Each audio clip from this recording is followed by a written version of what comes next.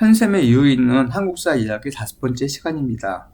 지난주 강의 내용을 다시 한번 정리하겠습니다. 우리나라 최초의 국가인 고조선에 대해서 요약해드리겠습니다. 우선 고조선의 건국 이념입니다.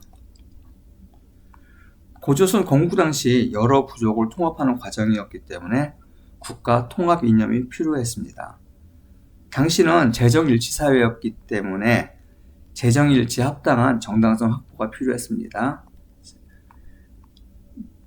농경 사회 질서를 위한 공동체 이익 우선 사상이 필요했습니다. 이런 사상에 이와 같은 합당한 사상이 필요했습니다. 거기에 합당한 사상이 바로 단군 신화에 나오는 널리 인간을 이롭게 한다는 홍익인간 사상입니다. 두 번째, 고조선의 사회 모습입니다. 고조선의 사회 모습은 팔적법을 통해서 알 수 있습니다. 팔적법에서 알 수 있는 것은 인간 존중 사상, 사유제사 인정, 신분제, 사유란 것을 알 수 있었습니다.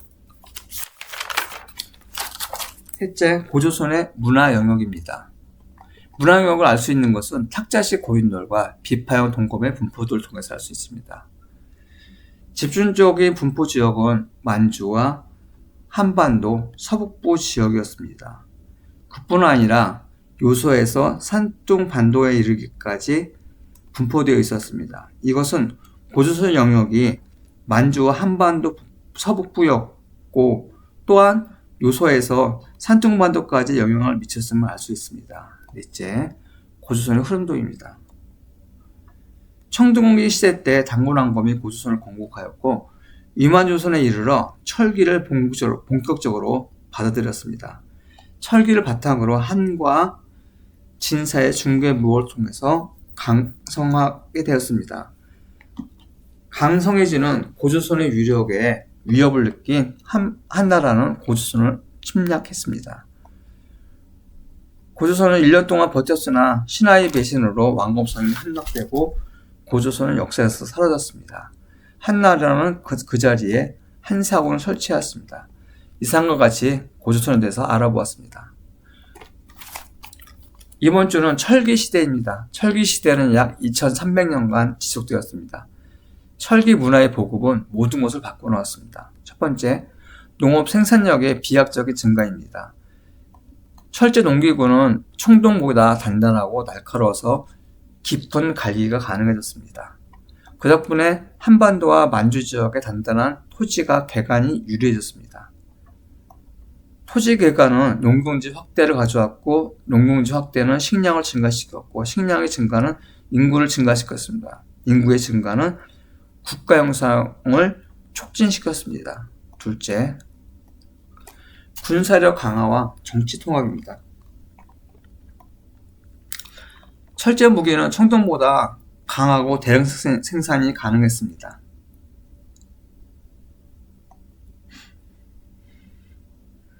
대량 생산은 군사력의 격차를 발산시켰고 강한 집단은 약한 집단을 통합했습니다.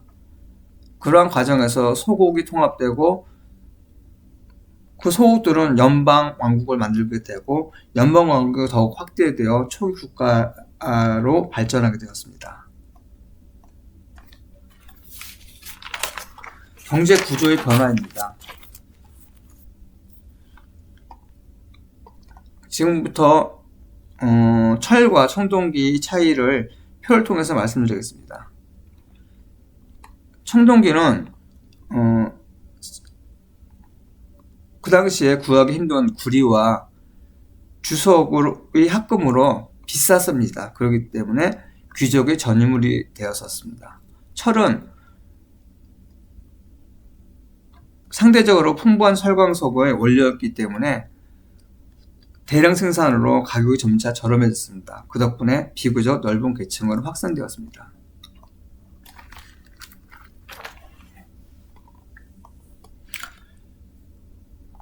좀 더 자세히 말씀드리면 철의 대량 생산이 가능한 이유가 철광석은 동아시아 전역에 비교적 풍부했고 제련기술이 발전하여 생산량이 증가되었습니다. 생산량의 증가는 농민과 평민까지 철을 사용할 수 있도록 하였습니다. 철의 생산량은 청동보다 많기 때문에 전 계층으로 확산되었던 것입니다. 교역 네트워크의 확대입니다. 철은 전국시대의 중국에서 한반도 북부에서 남부로, 다시 끝으로 일본 열도까지 전파되었습니다. 한반도의 본격적인 철의 유입은 유만조선과 낭난군 시대였습니다. 특히 가야는 철 수출국의 역할을 하였습니다.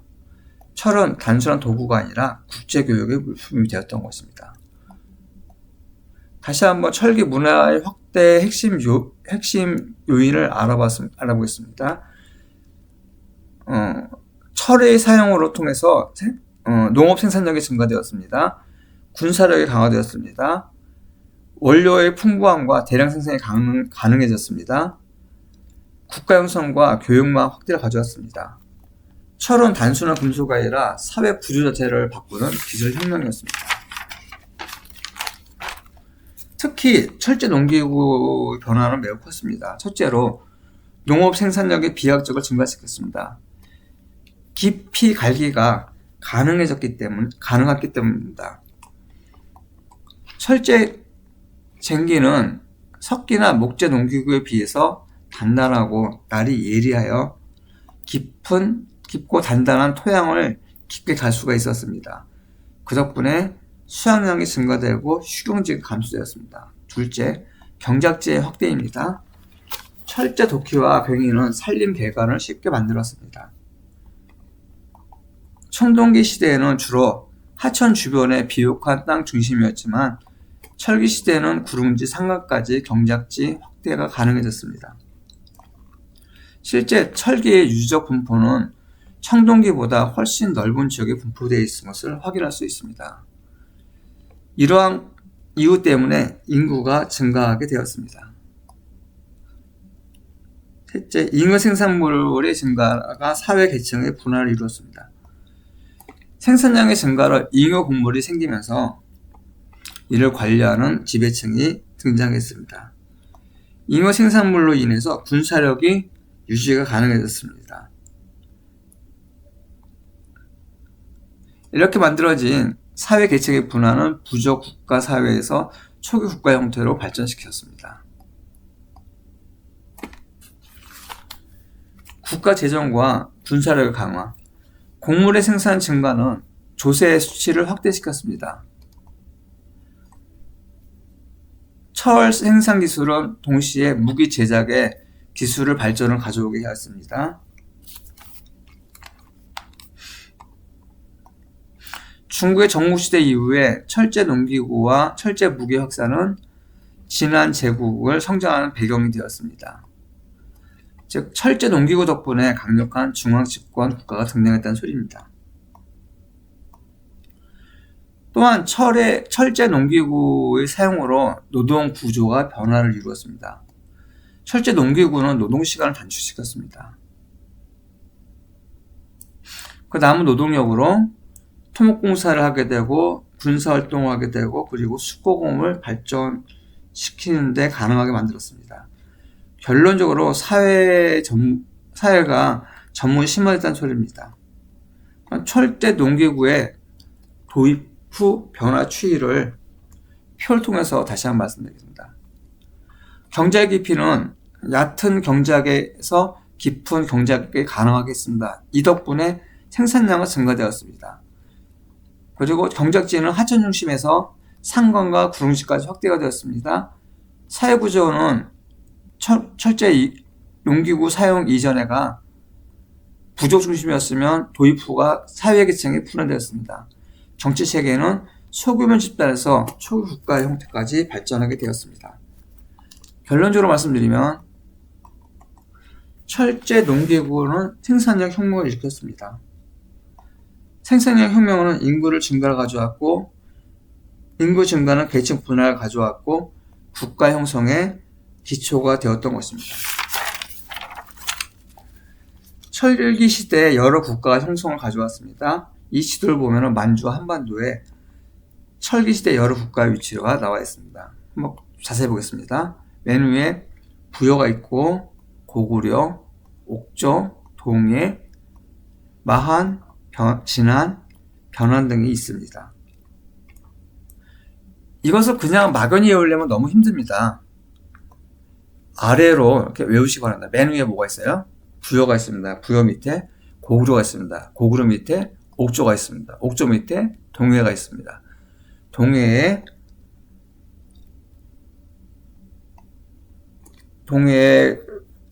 왼쪽 아래 마한이 있고요. 오른쪽 아래 진한이 있고요. 그 밑에 변환이 있습니다. 이 순서를 꼭 기억하시기 바랍니다. 그러면 부여, 동해, 옥조와 고구려의 경제 환경을 알아보겠습니다.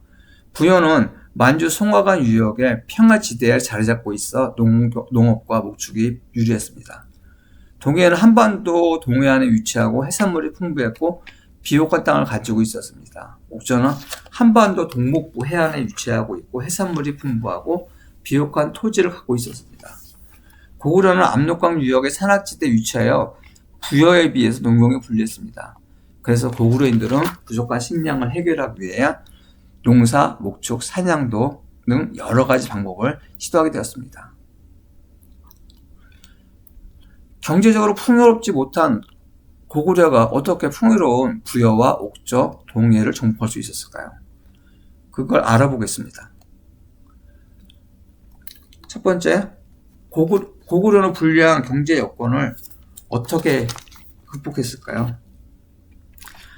첫 강의 시간에 역사를 배워야 할 이유가 사람들에게 닥쳐오는 문제를 어떻게 해결했는가라는 부분을 말씀드렸습니다. 그것은 나라에 있어서도 마찬가지입니다. 부여, 옥조, 동해는 비교적 풍부한 먹거리와 비옥한 땅을 갖고 있었습니다. 그러나 고구려는 척박한 땅과 농업 생산력의 한계로 식량이 부족했습니다.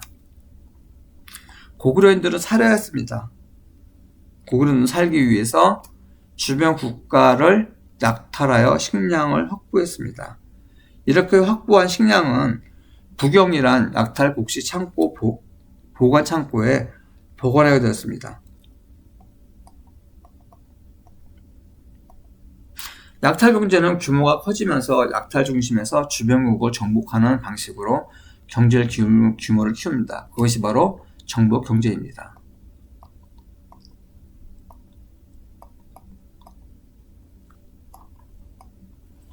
부족한 식량을 확보하기 위해 주변국을 약탈했습니다.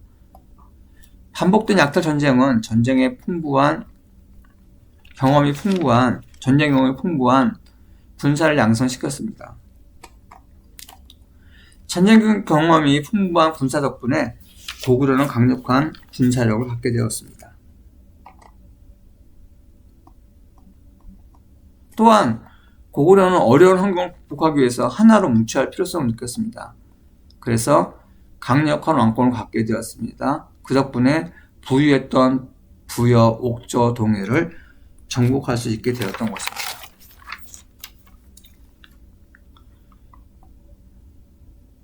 그러면 초기 철기 국가들의 정치 구조는 어땠을까요?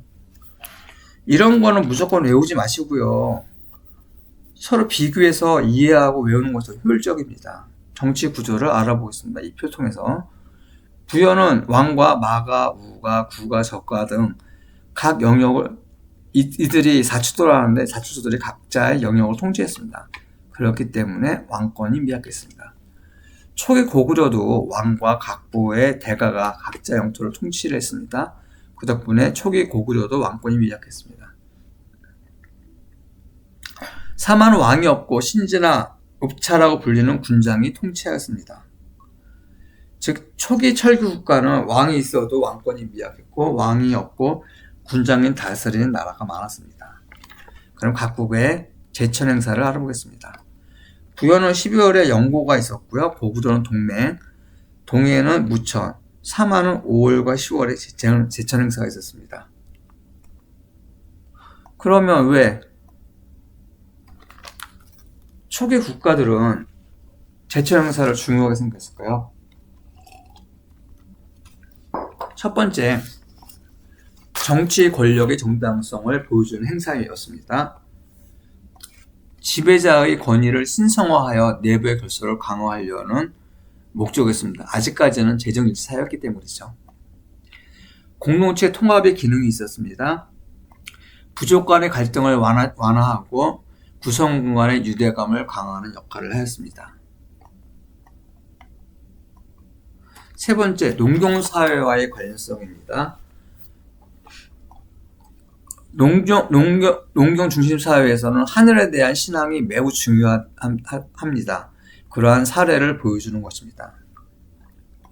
넷째, 국가 형성의 단서입니다. 제천 행사는 단순 부족 사회를 넘어 초기 국가로 발전하는 과정을 보여주는 증거입니다. 마지막으로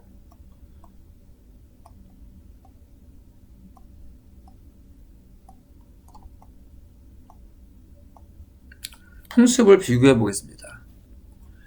부여, 고구려, 옥조를 먼저 비교해 보겠는데요. 부여는 순장과 껴묶기, 엄격한 법률을 시행했습니다. 고구려는 무예를 중시했고 활쏘기, 말타기에 능했고 서옥제라는 풍습을 진행했습니다. 옥조는 민며느리제와 가족 공동 묘 관습이 있습니다. 특히 고구려의 서옥제하고 옥조의 민며느리제는 정반대입니다. 서옥제를 먼저 알아보겠습니다. 서옥제란 남자가 결혼하면 신랑이 신부기간에서 일정기간 머물며 노동력을 제공하였습니다. 그래서 지금도 우리는 남자들이 결혼하면 장가 간다고 합니다. 그 이유가 서옥제 때문에 생긴 말입니다. 민며느리제, 어린아이를 미리 신랑집에 데려와서 키운 후에 성인이 되면 정식으로 혼인하는 풍습입니다. 특히 고구려의 서옥제와 옥조의 민며느리제를 눈여겨볼 필요가 있습니다. 정반대이기 때문이죠.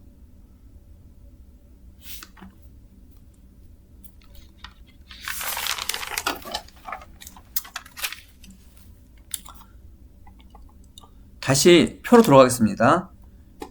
동해와 삼환을 비교해 보겠습니다. 동해는 희족끼리 혼인하지 않고 호랑이를 신으로 여겨 제사를 지냅니다. 삼환은 청곤이라는 제사장이 있습니다. 그리고 소도라고 불리는 종교와 관련한 신성 지역에 있습니다. 이 지역은 범죄자가 도망쳐도 건드리지 못하는 성역입니다. 지금까지 이렇게 철기 사회에 대해서 강의를 했고 철기 사회 각 국가들에 대해서도 강의했습니다. 그러면 이번 마지막으로 국가의 흐름도와 비교표를 정리하여 강의를 마치도록 하겠습니다. 초기 철기 국가의 흐름도, 철기 문화의 보급은 농업 생산력의 비약적인 증가를 가져왔고 그것은 군사력의 강화와 정치 통합을 가져왔습니다. 철기의 보급은 대량 생산이 가능해졌고 국가 형성과 교육망을 확대시켰습니다. 철제 농기구는 경제 압제를 확대시켰고 농업 생산량을 비약적으로 증가시켰습니다.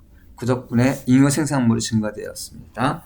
잉여 생산물의 증가는 사회 계층을 분화시켰고 국가 재정과 군사력 강화에 도움이 되었습니다. 잉여 생산물이 도움이 됐다는 소리죠.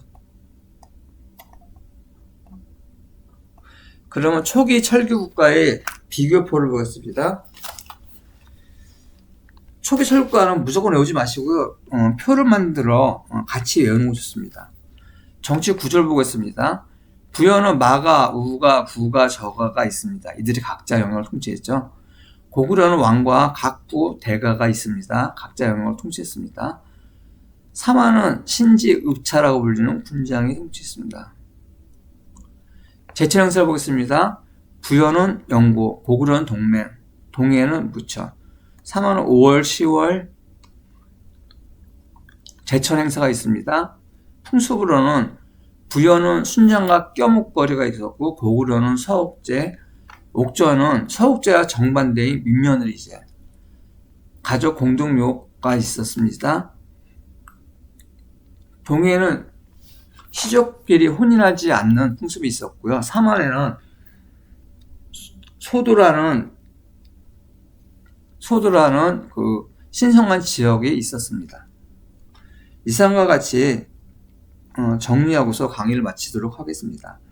일주일 동안 즐거운 일만 가득하길 바라고 다음 주 금요일 날 뵙겠습니다.